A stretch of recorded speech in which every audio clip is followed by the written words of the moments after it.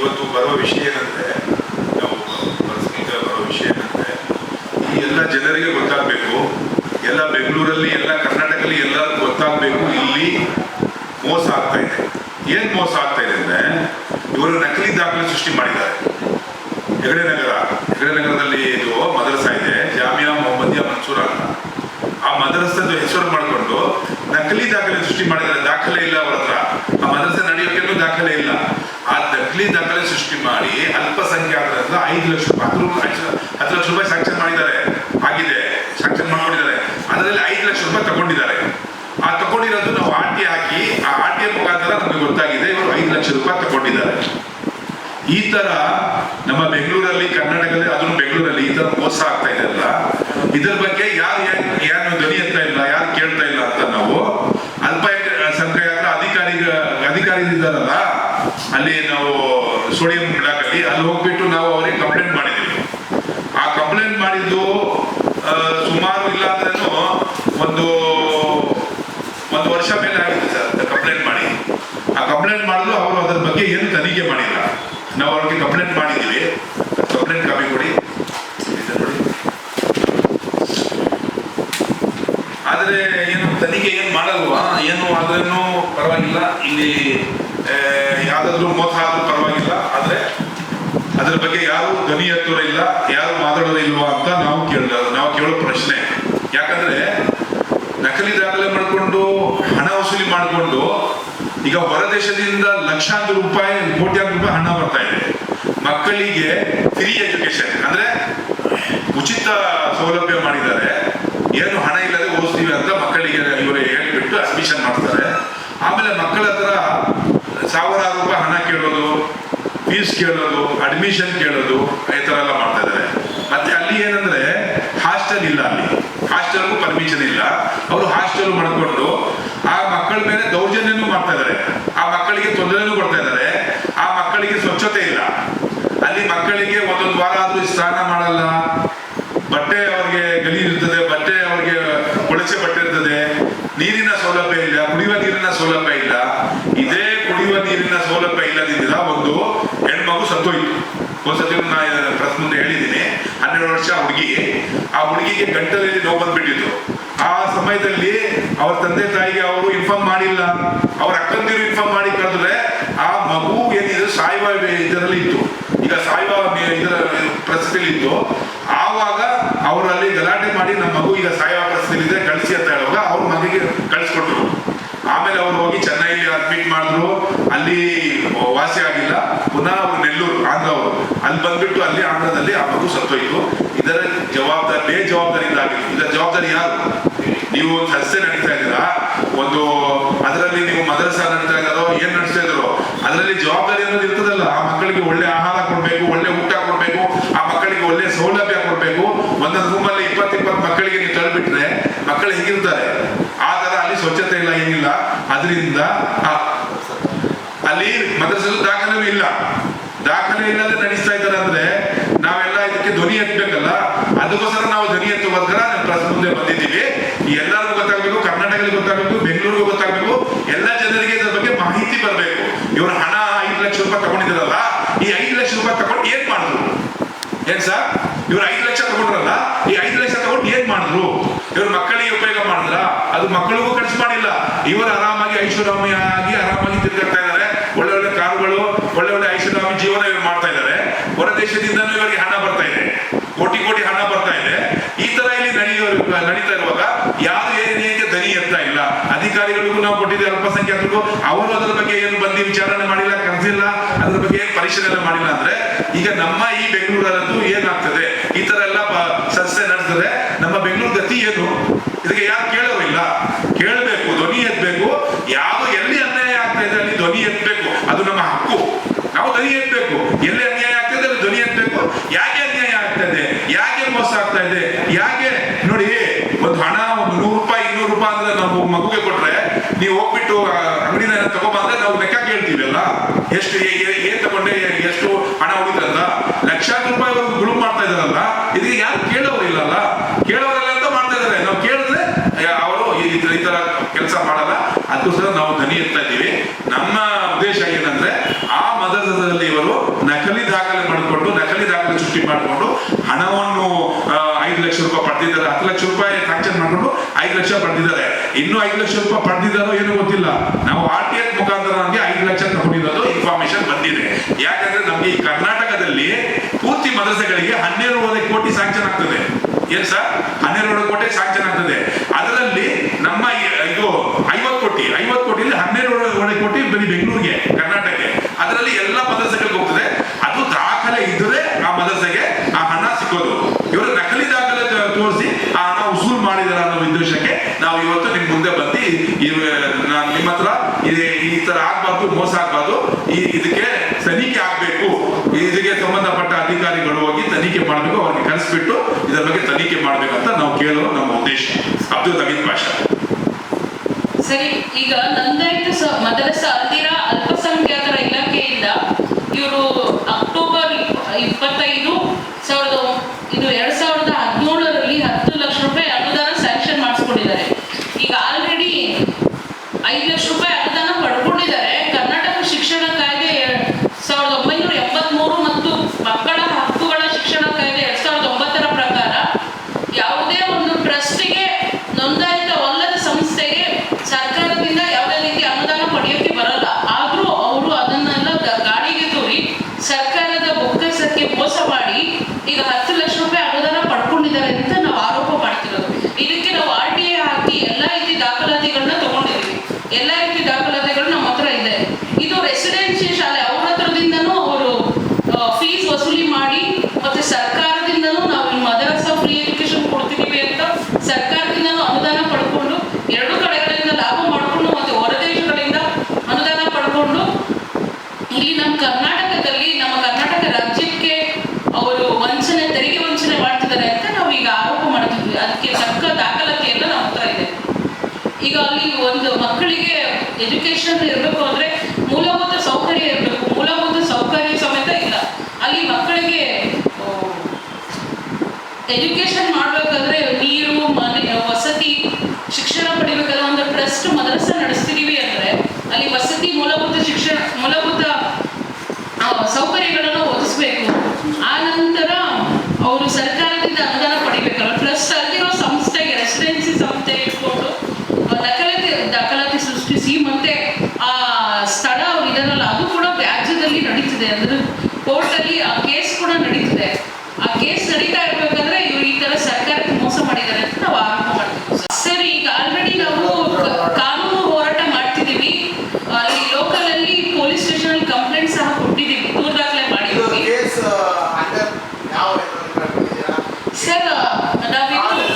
Sir, ಇದು ಶಿಕ್ಷಣ ಇಲಾಖೆಯಿಂದ ನಾವು ಯಾವುದೇ ರೀತಿ ಅನುದಾನ ಪಡ್ಕೋಬೇಕಾದ್ರೆ ಅಂಡರ್ ಆಕ್ಟ್ 1983 ಮತ್ತೆ ಮಕ್ಕಳ ಹಕ್ಕು ಶಿಕ್ಷಣ ಕಾಯ್ದೆಯ ಪ್ರಕಾರ 2009ರ ಪ್ರಕಾರ ಮೂಲಭೂತ ಸೌಕರ್ಯಗಳು ಇರಬೇಕು. ಅಲ್ಲಿ ಮಕ್ಕಳಿಗೆ ಯಾವುದೇ ರೀತಿ ರಕ್ಷಣೆ ಇಲ್ಲ. ಈಗ ಆಲ್ರೆಡಿ ಒಂದು 2 ಮಕ್ಕಳಿಗೆ 3 ಜನ ಮಕ್ಕಳಿಗೆ ಅನ್ಯಾಯ ನಡೆದಿದೆ. ಅದು ದಾಖಲಾತಿ ಸಮೇತ ನಾವು local Puttur police station complaint ಕೊಟ್ಟಿದ್ದೀವಿ. ಮತ್ತೆ RTI ಇಂದ ನಾವು ಅಪ್ಲೈ ಮಾಡಿ ತಗೊಂಡು ಎಲ್ಲ ದಾಖಲಾತಿ ಇದೆ. ಅವರು ಸರ್ಕಾರದಿಂದ ಅನುದಾನ ಪಡ್ಕೊಂಡಿರೋದು. ಮತ್ತೆ ಅವ್ರು ದಲ್ದಿರೋ ಜಾಗದಲ್ಲಿ ಅವರು ಕುತ್ಕೊಂಡು ಇದೆಲ್ಲ ಮಾಡ್ತಿದ್ದಾರೆ ಅಂತ PCR ಮಾಡಿದ್ರೆ ಸರ್ ಕೋರ್ಟಲ್ ನಾರ್ಮಲ್ ಆಗಿ PCR ಫೈಲ್ ನಡೀತಿದೆ ಕೋರ್ಟಲ್ ಕೇಸು. ಮತ್ತೆ ಇದೆಲ್ಲ ಇಲ್ಲಿ ನಡೀತಿದೆ. ಈ ಕರ್ನಾಟಕದಲ್ಲಿ, ಬೆಂಗಳೂರಲ್ಲಿ ಈ ತರ ಅನ್ಯಾಯ ನಡೀತಿದೆ ಅಂತ ಈಗ ಮೀಡಿಯಾ ಮುಂದೆ ಬಂದ್ರೇನೆ ಗೊತ್ತಾಗುತ್ತೆ ಎಲ್ಲರಿಗೂ. ಅದಕ್ಕೋಸ್ಕರ ಬಂದು ನಾವು ಎಲ್ಲರಿಗೂ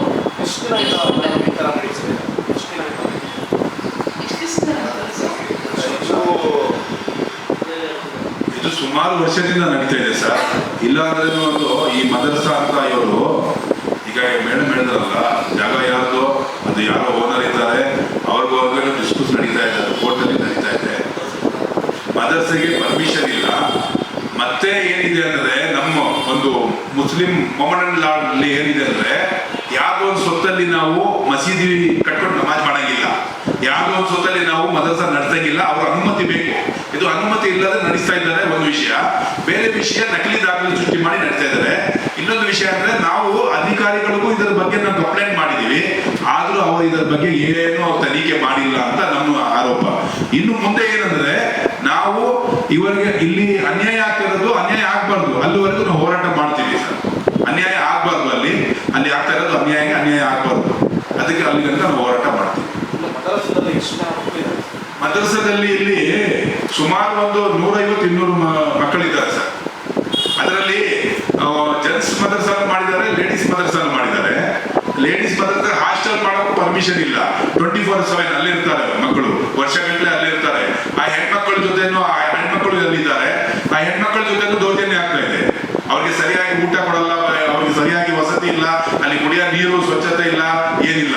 ಆ ಮಕ್ಕಳಿಗೂ ತೊಂದರೆ ಆಗ್ತಾ ಇದೆ, ದೈಹಿಕ ತೊಂದರೆ ಆಗ್ತಾ ಇದೆ, ಎಲ್ಲ ತರಹದ ತೊಂದರೆ ಆಗ್ತಾ ಇದೆ. ಆದ್ರೆ ಅದರ ಬಗ್ಗೆ ಯಾಕೆ ಧ್ವನಿ ಎತ್ತಾ ಇಲ್ಲ? ಈ ಅಲ್ಪಸಂಖ್ಯಾತರವರು ಅಲ್ಲಿ ಹೋಗ್ಬಿಟ್ಟು ಯಾಕೆ ಧ್ವನಿ ಎತ್ತಲ್ಲ, ಯಾಕೆ ಅದ್ರ ಬಗ್ಗೆ ಪರಿಶೀಲನೆ ಮಾಡ್ತಾ ಇಲ್ಲ, ಯಾಕೆ ಅಲ್ಲಿ ಕೇಳ್ತಾ ಇಲ್ಲ ಅನ್ನೋದು ನಮ್ಮ ಪ್ರಶ್ನೆ ಸರ್. ತನಿಖೆ ಮಾಡ್ಬೇಕಂತ ನಮ್ಮ ಒತ್ತಾಯ. 2 ವರ್ಷದಿಂದಲೂ ನಾವು ಅದ್ರ ಹಿಂದೆ ಇದ್ದೀವಿ. ಆದ್ರೆ ಅದಕ್ಕೆ ಏನು ಅದ್ರ ಇದಾಗ್ತಾ ಇಲ್ಲ, ಅವ್ರ ಬಗ್ಗೆ ಏನ್ ಕ್ರಮ ತಗೊಳ್ತಾ ಇದ್ದಾರೆ. ರಾಜಕೀಯ ಪ್ರಭಾವ ಇದೆ, ರಾಜಕಾರಣಿಯವರಿದ್ದಾರೆ. ರಾಜಕಾರಣಿ ಯಾರಂತ ಗೊತ್ತಿಲ್ಲ, ರಾಜಕೀಯ ಪ್ರಭಾವ ಇದ್ದಾರೆ. ಅವ್ರ ಸಾಥ್ ಇದ್ರೇನೆ ಎಲ್ಲ ಆಗೋದು. ಈಗ ನೋಡಿ, ರಾಜಕೀಯ ಸಾಥ್ ಇದ್ರೆ ಎಲ್ಲ ಕೆಲಸ ನಡೀತದೆ. ಅದು ಆಗ್ಬಾರ್ದು, ರಾಜಕೀಯ ಆಗ್ಬಾರ್ದು. ರಾಜಕೀಯ ನಡೆದ್ರೂ ಒಳ್ಳೆ ರಾಜಕೀಯ ನಡೆಸಬೇಕು.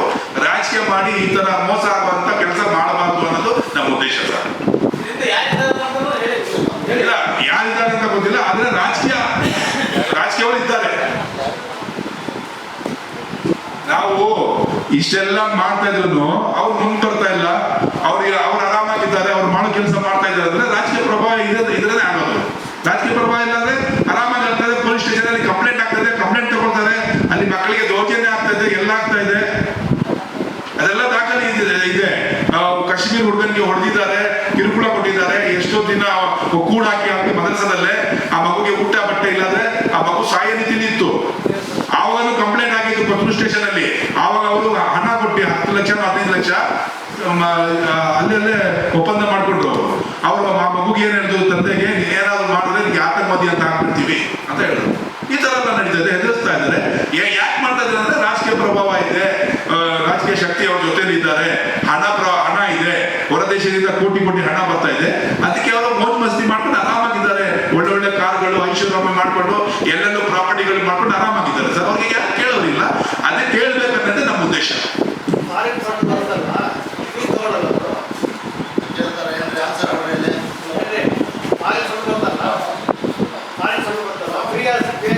ಫ್ರೀ ಎಜುಕೇಶನ್ ಅಂತ ಅವರು ಅಲ್ಲಿ ಓಪನ್ ಮಾಡಿರೋದು ಮದರಸ. ಆದ್ರೆ ಫ್ರೀ ಎಜುಕೇಶನ್ ಕೊಡ್ತಾ ಇಲ್ಲ. ಆ ಪ್ಯಾರೆಂಟ್ಸ್ಗೂ ತೊಂದರೆ ಕೊಡ್ತಾರೆ. ತಿಂಗಳಿಗೆ ಅವ್ರಿಗೆ ಪೇಮೆಂಟ್ ಕೊಟ್ಟಿಲ್ಲ ಆದ್ರೆ ಅಲ್ಲೂ ಅವ್ರಿಗೂ ಆ ತಂದೆ ತಾಯಿಗೂ ಅನುಮಾನ ಮಾಡ್ತಾರೆ. ಆ ತಂದೆ ತಾಯಿಗೂ ತೊಂದರೆ ಕೊಡ್ತಾರೆ.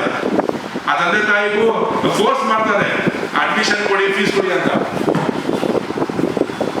ಸರ್ಕಾರಕ್ಕೆ ಮೋಸ ಮಾಡಿದ್ದಾರೆ. ಸರ್ಕಾರ ಇದ್ರ ಬಗ್ಗೆ ಯಾಕೆ ಕೇಳ್ತಾ ಇಲ್ಲ ಅನ್ನೋದು ನಮ್ಮ ಪ್ರಶ್ನೆ. ಸರ್ಕಾರಕ್ಕೆ ಮೋಸ ಮಾಡ್ತಾ ಇದ್ದಾರೆ. ಇಲ್ಲಿ ಮೋಸ ಆಗುವಂತ ಯಾವ ಕೆಲಸ ಆಗಬಾರದು ಅನ್ನೋದು ನಮ್ಮ ಉದ್ದೇಶ.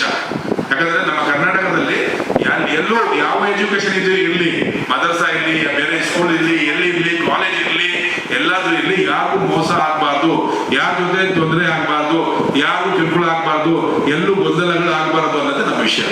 ಇದ್ರೆ ನೋಂದಣಿ ಆಗಿ, ಅದು ರಿಜಿಸ್ಟರ್ ಆಗಿ, ಅದು ಇದ್ರೆ ಲೈಸೆನ್ಸ್ ಇದ್ರೆ ಅವರು ಏನು ಅನುದಾನ ಪಡಿಬೋದು. ಲೈಸೆನ್ಸ್ ಇಲ್ಲ, ಏನಿಲ್ಲ, ಅವರ ಹತ್ರ ಯಾವ ದಾಖಲೆನೂ ಇಲ್ಲ, ನಕಲಿ ದಾಖಲೆ ಮಾಡಿಕೊಂಡು ಇವರು ಇಷ್ಟು ಲಕ್ಷಾಂತರ ರೂಪಾಯಿ ದರೋಡೆ ಮಾಡ್ತಾ ಇದಾರಲ್ಲ, ಲೂಟಿ ಮಾಡ್ತಾರಲ್ಲ, ಇವರ ಬಗ್ಗೆ ತನಿಖೆ ಆಗ್ಬೇಕು. ಇದ್ರ ಬಗ್ಗೆ ಸರ್ಕಾರನು ಕೇಳಬೇಕು. ಇದ್ರ ಬಗ್ಗೆ ಈ ಅಲ್ಪಸಂಖ್ಯಾತರ ಅಧಿಕಾರಿಗಳು ಇದ್ದಾರಲ್ಲ ಅವರು ಕೇಳಬೇಕು. ಮತ್ತೆ ಎಲ್ಲರೂ ಹೋಗಿ ಅವ್ರ ಬಗ್ಗೆ ಇದು ಏನು ಅನ್ಯಾಯ ಆಗ್ತದೆ ಅಂತ ಕೇಳೋದು ನಮ್ಮ ಹಕ್ಕು. ಅದು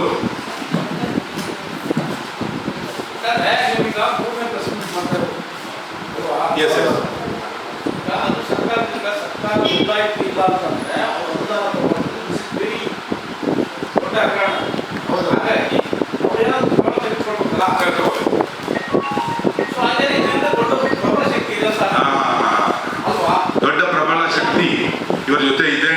ಇದರಿಂದ ಇವರು ಯಾರನ್ನು ಅದರ ಬಗ್ಗೆ ಕ್ರಮ ತಗೊಳ್ತಾ ಇಲ್ಲ. ಅದಕ್ಕೆ ಕ್ರಮ ತಗೋಬೇಕು.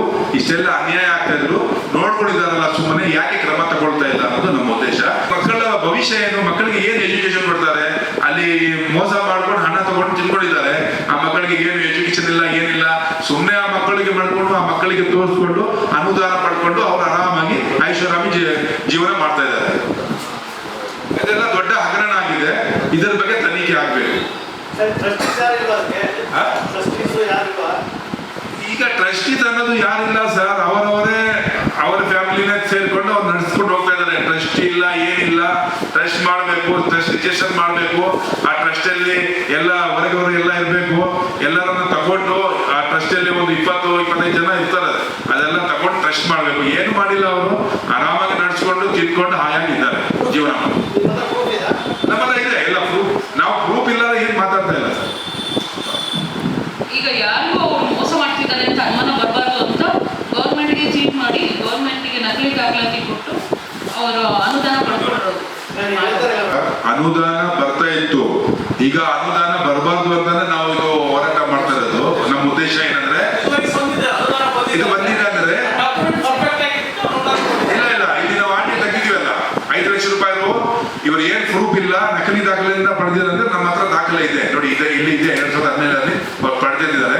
ಇದು ದಾಖಲೆ ಇದೆ. ಎಷ್ಟು ಕೋಟಿ ಎಷ್ಟೆಷ್ಟು ಮದ್ರಸೆಗೆ ಬರ್ತದೆ, ಅದರಲ್ಲಿ ಒಂದೊಂದು ಮದ್ರಸೆಗೆ ಎಷ್ಟೆಷ್ಟು ಹಣ ಹೋಗ್ತದೆ, ಅದರಲ್ಲಿ ಆ ಹಣ ಪಡಿಬೇಕಂದ್ರೆ ಏನೇನು ದಾಖಲೆಗಳು ಬೇಕು.